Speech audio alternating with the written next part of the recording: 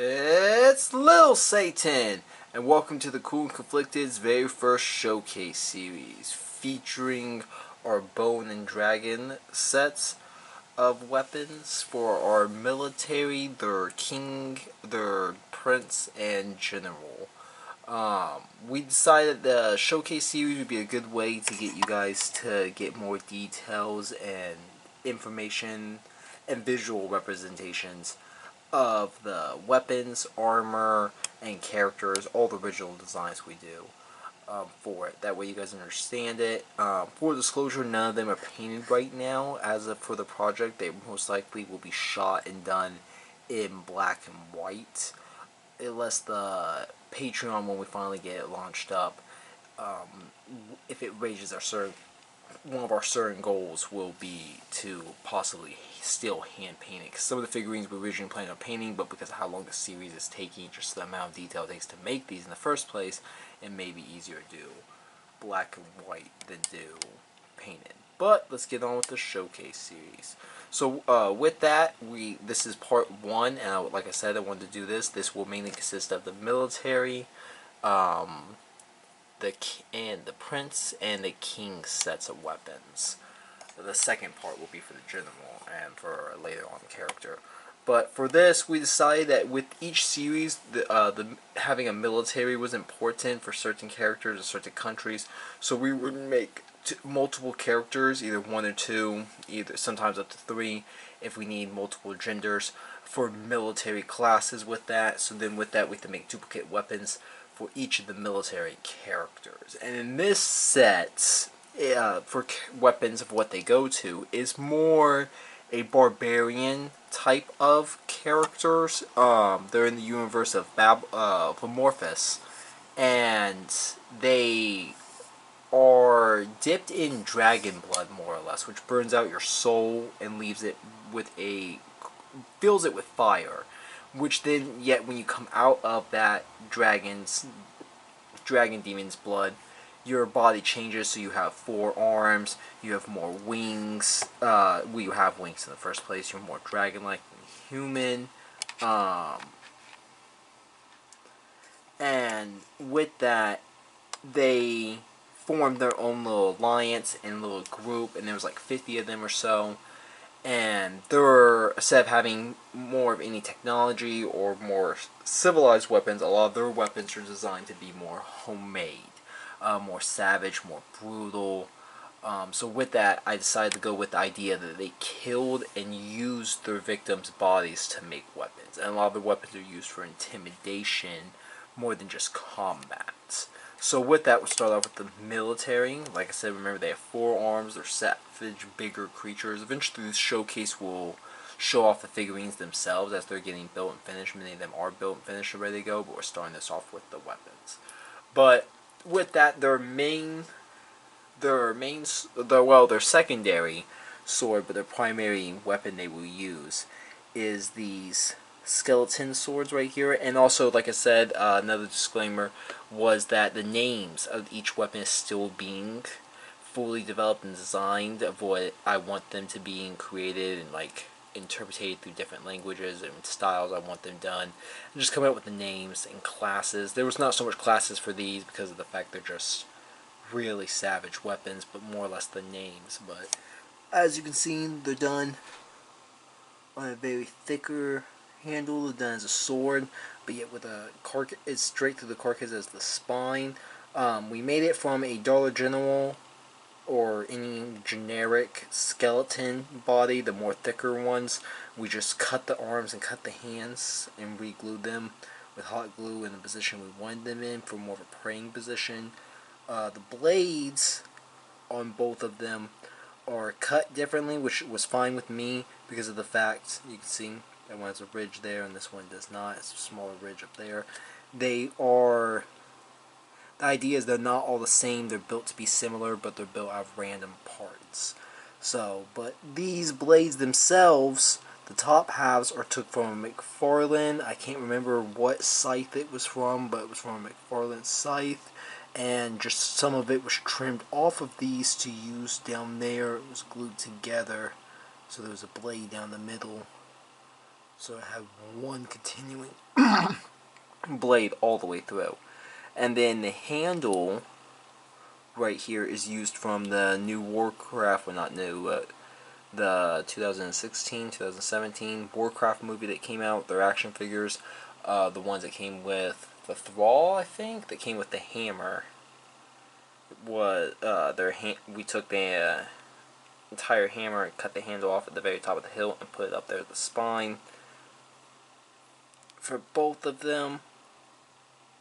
And then the bottom heads, or handle, the bottom of the hilt, is a more rubber skull, also used from McFarlane. There was a character that had, I think it was one of his centaurs, had a whole belt of skulls, so a lot of them were used for this, but as you can see, there's two put on there. So as you can see, it's used as they just took the whole body, took a handle, put it in there, and put a blade through the top, and boom, the head of the victim is still on the blade. This one's a little curved from transportation from when we were going to shoot it in Colorado, but we ended up not, so...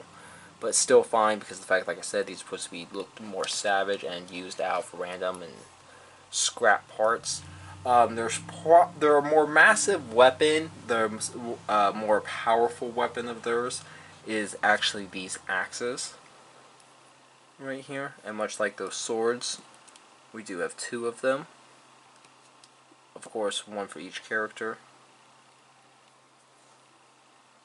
Very long, big, and actually surprisingly heavy axe right here is actually very heavy.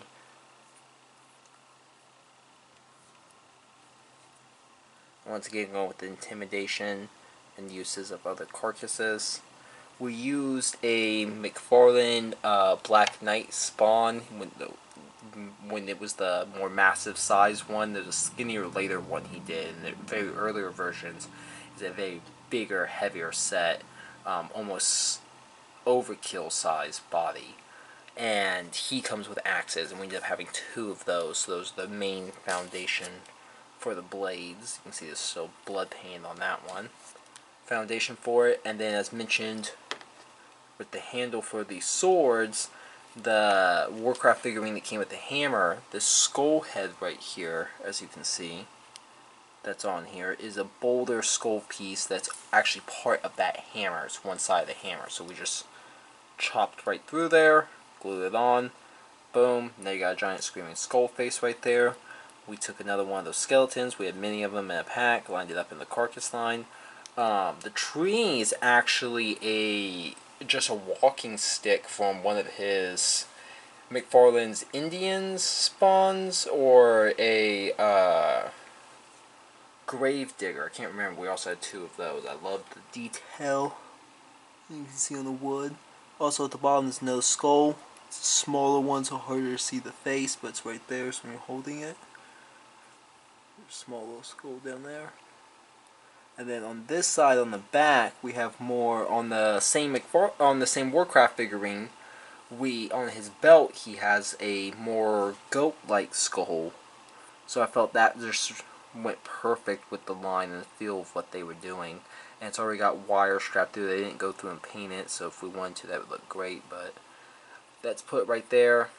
And this is used as some of their symbolism. They're ranking these two bones crossed together, so that on their weapons for like them being soldiers. And I think we have it where it's like two is for military, and then it's like the actual prince and the king have it where their shoulder pads are almost dishes that will hold fire just coming out. So their shoulders will have open flames on these open dish, more or less, like a cooking pot, just on their shoulder, with fire coming out as their ranking system. So as you can see, there's both sides, very intimidating, very tall. It towers over a 6-inch figurine. Quick comparison. You can just see. So, and like I said, they're bigger characters that wield these. But this is their most powerful weapon. It'd be held on their back. But that sword is their primary, what I feel like they would use more often, just immediately pulling this big axe out. But getting that set down. And finally, their last weapon is more of a long range weapon. So I wanted to go with a crossbow more or less, and that's literally what we built. And I wanted to build out of scratch because in my head I couldn't find anything that worked. And this is the second time we built crossbows from scratch. The other one we built out very random scrap parts, so they're very basic but very unique. These ones stand out. I'm very proud of these because of the amount of detail done to them. And we have two of them, of course. Let's get a better shot of that.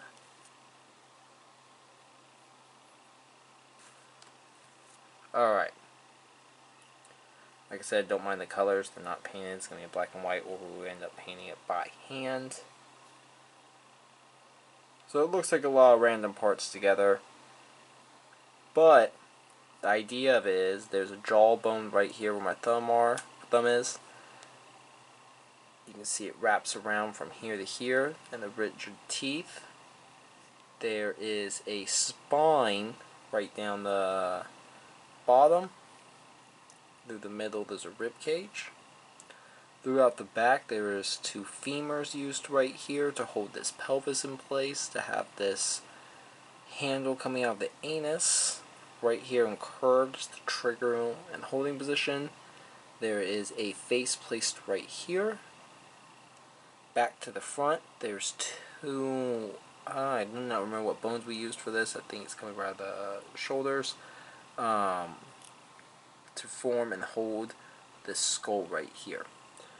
On the sides, we use straps and held in the homemade arrows. That's what these are on the sides, as you can see right here.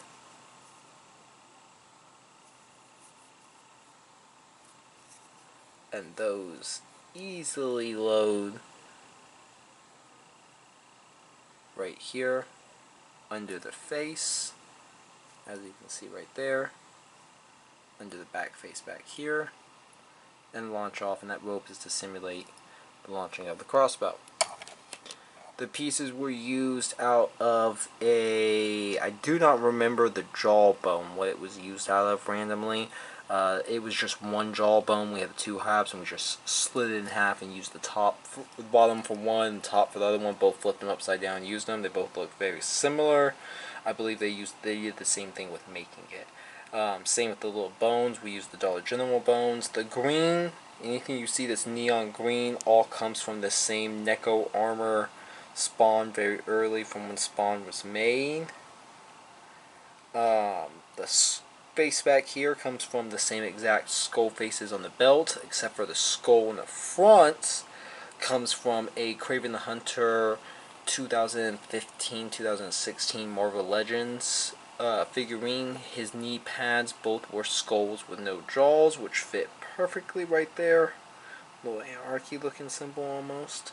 The straps to hold the arrows on the side was used from a Disney almost legacy collection. I did not get them in package, so I'm not sure, but it's Pirates of the Caribbean, almost a legacy collection figurines. They were sold in the Disney store. Very highly detailed figurines, like to the point each of the fabric is just so much fine detail. If you look at that buckle, I don't know if my camera will get it, but there's so much detail into that little strap. It was just, even on fabric you won't see anywhere on the figurine. There's just so much little detail into the clothes, the hair, the items, dirt, all of it. And the figurines did not sell very well. They were very highly priced, and it was an obscure line for being Pirates of the Caribbean. Not saying there's not bands of it, but for being that type of figurines. But we used the straps we cut those. I believe the character had one strap that had 6 straps all together curved to hold something, so I just cut each strap off and replaced them there to hold the arrows. That way they can hold almost as a quiver on the side of each one, so they hold 2 arrows. And then we also built an extra arrow for each one, that way they can load it and actually be able to fire off. The arrows were built out of a bone claw coming from that Neko armor spawn we mentioned. The side little pieces you see right here were built from the back of one of the Warcraft orcs from the same movie that came out recently.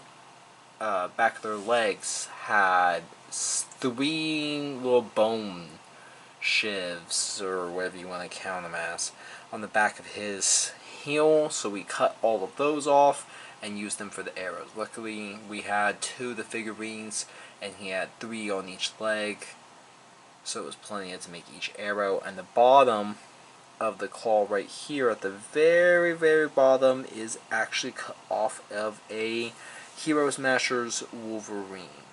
And some of the parts are curved on these, and we were actually okay with that because, like I said, it's random scrap parts on this. But very original arrows, and that's done as a hook right there. So it's just got a blade on the bottom, got a hook on the top, and almost very rugged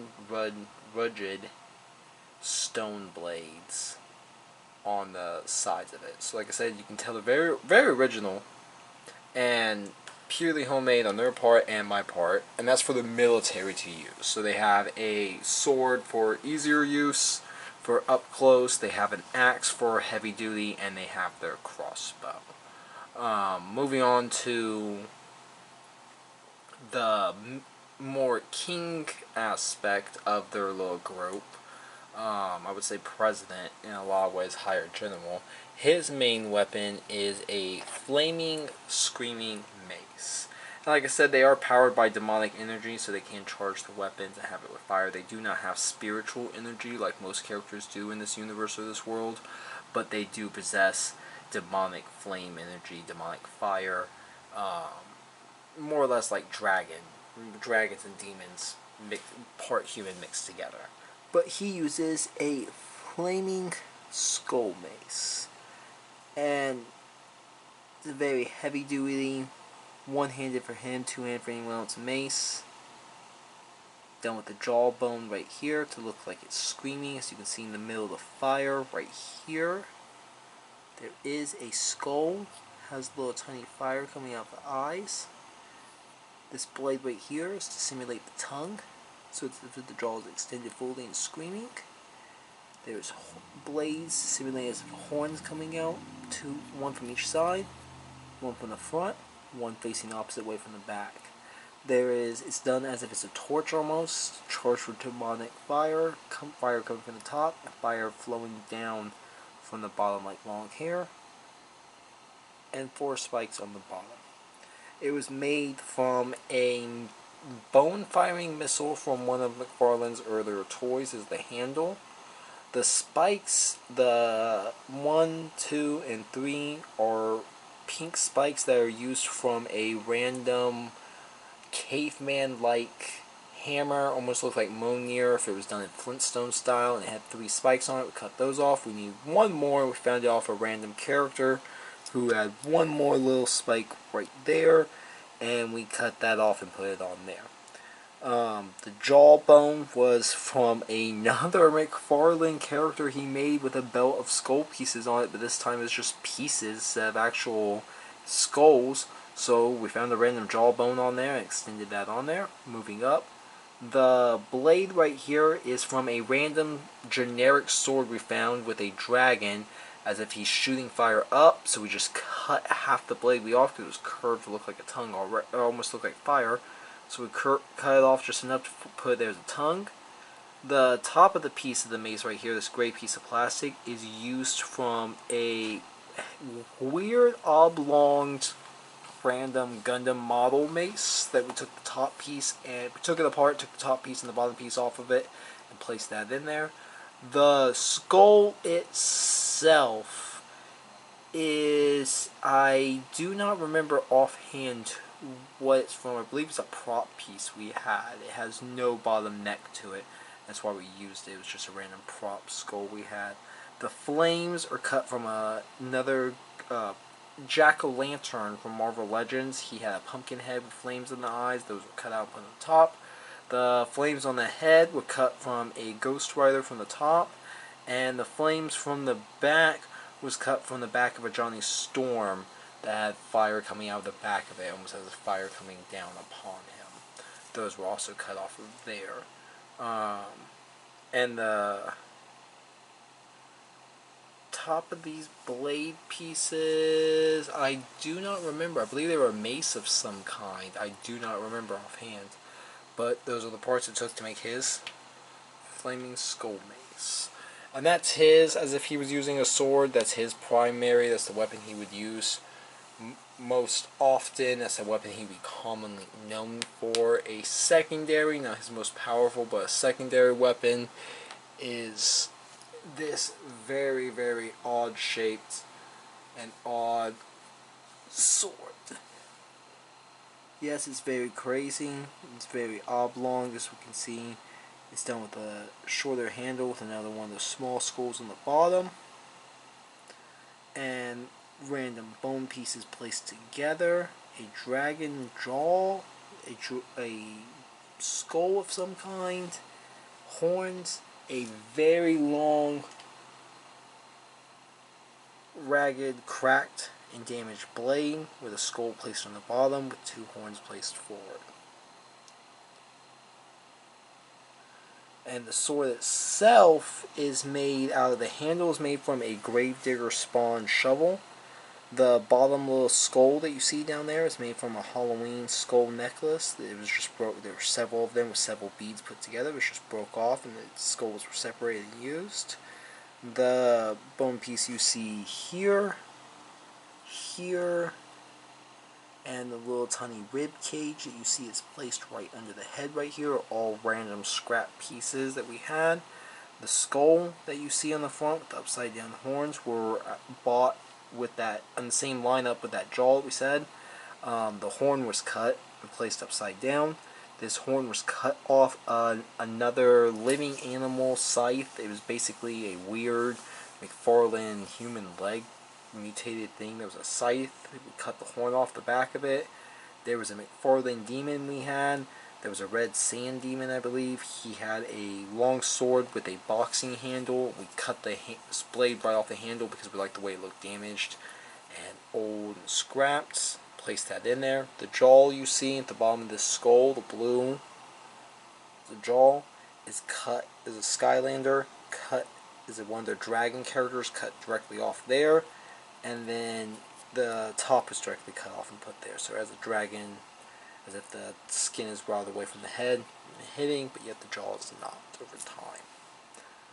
And then the little skull on the back is the same skull lineup that we have with other skulls in that first McFarlane piece. And the little horns, the little green horns, are from the NECA piece of NECA armor from the original NECA Spawn. And that's his secondary, a more machete, heavy-duty sword. Like I said, all the weapons are built for intimidation and out of dead animals. And his final weapon is a extended dragon chainsaw, more or less. And with the idea of this, it is in a weed whacker in a lot of ways. You hold it there, hold it here, and go away with it. Extended chainsaw blade at the bottom, two guard handles on the side. You can strike with them or protect it. There's jagged blades coming out every angle. Extended blade here, so if you swoop up or swing to the side, you do have a blade that you can strike with. And then besides the two handles you use it to hold here, when it's upwards you can hold it right here. That way you can carry it. You're not just always holding it downwards. It's got a dragon head in the middle, as you can see in the tree branch, which is made of a tree. It's got a skull on the bottom. And this was made from a, I believe it was a tree branch. It was a random Toys R Us tree monster they have an aisle full of generic military and knights and dinosaur hunters and submarine heroes, and they had a tree monster on clearance, and I bought him, and his weapon was a bigger tree branch to strike with. And we use that here. That's why you can see one arch there, one arch there, one arch there. It's just open right there. It's almost like the hand that he used. All the bone parts you see, except for this one, were used from the Dollar General skeleton pack. This bone right here placed in the anus of this one is a random father bone piece we had, just like we had of those other bone pieces. The skulls used just like those other ones in that lineup of belt lines. This sword piece was used, the hilt, it's actually an upside down sword hilt. You can see right there all the black. It was a random broken machete that was used for a McFarlane character. We just cut the machete piece off and we just used the hilt. We liked the way it was curved, it fit right on the back of it perfectly. And out this pelvis right here to the top, from that sword we previously just talked about. For their king, the Gravedigger's handle it was used, the bar, we used the handle piece right here. This chrome blue looking blade right there is actually used from a Transformers Beast Wars, one of the bats, I believe. He had a claw coming off one of his hands, and we just ended up chopping that off.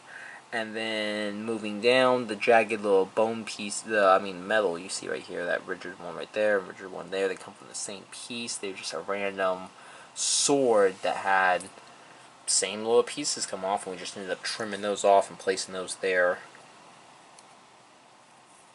The head itself is used from that Schneider's German line of fantasy little statue figurines you see at different Hobby Lobby stores or Walmart, Toys R Us, or whatnot. And we found one of the purple dragons itself at Vintage Stock.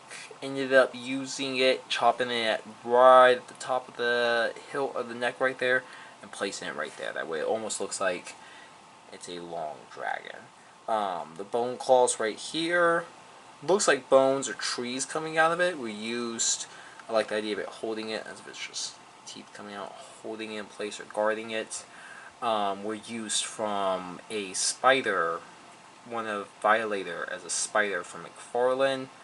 And the chainsaw blade that you see right here was actually used from a grave digger or grave robber McFarlane figurine. Basically, it was a zombie version of Ash from Evil Dead. There's no denying it. The figurine literally came with a shotgun. He had a chainsaw for one hand.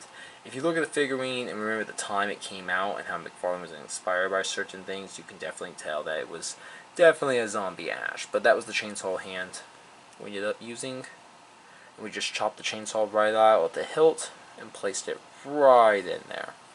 Hot glue used for everything, of course. Super glue on sometimes. Like I said, I like to use hot glue and then layer super glue on it sometimes to make sure it gets hot and it forms almost a rubbery bond sometimes. You have to be careful what you do that on.